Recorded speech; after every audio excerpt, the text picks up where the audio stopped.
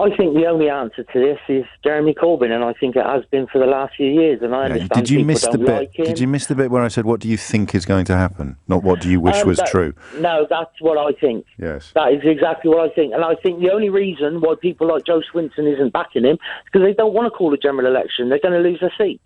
Right. It's as simple as that. So, I think it's all, hang on, if you could possibly make it even simpler. So how does that work then? I mean, if Jeremy Corbyn is the answer, what's the question?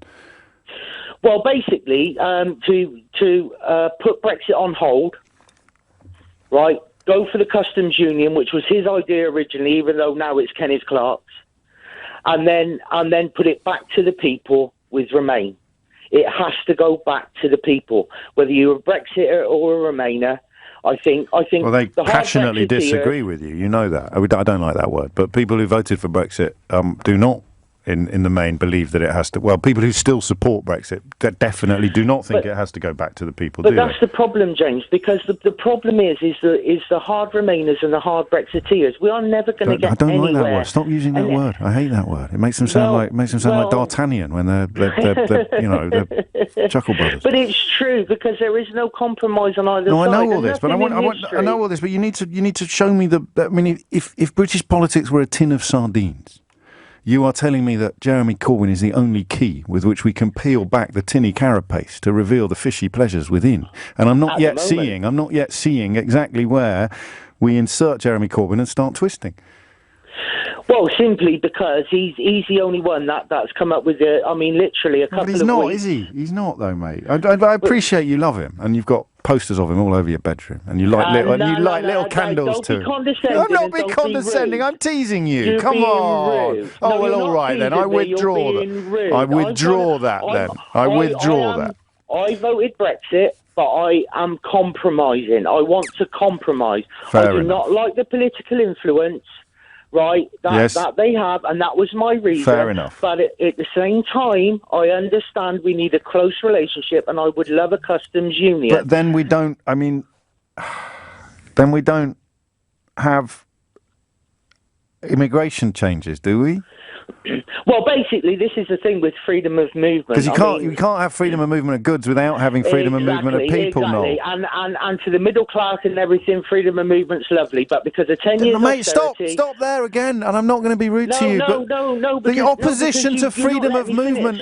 No, because you've just said something that's not true, mate. Well, can you let me finish? The middle classes, the southeast Brexit voter delivered Brexit. Mate, did the Daily Mail? You think that's a working class newspaper? No, we're going to fall out. Right, listen, can you let me finish? The Daily Telegraph? Yes, go on then. Thank you. Welcome. Right.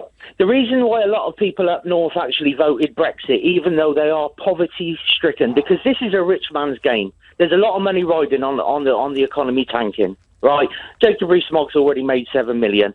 The reason why a lot of them voted Brexit on the reason of freedom of movement is because 10 years of austerity has absolutely stretched resources, and now you've got extra people coming in on top of those stretched resources. If there wasn't for austerity and finance was put into the social structure, then it would not be a problem. But it's already happened.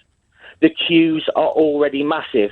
People are already suffering. We're already stretched. And well, then how's Jeremy Corbyn going to fix that then? Because I don't want to fall out. I really don't. And I was only teasing you. I wasn't being rude. But we'll let that one lie. We'll let that one lie. And I don't think you've got posters of him up in your bedroom. No, I haven't. I know you haven't. I apologise for that bit. It's a little bit fruity. But you're not making a great deal of sense.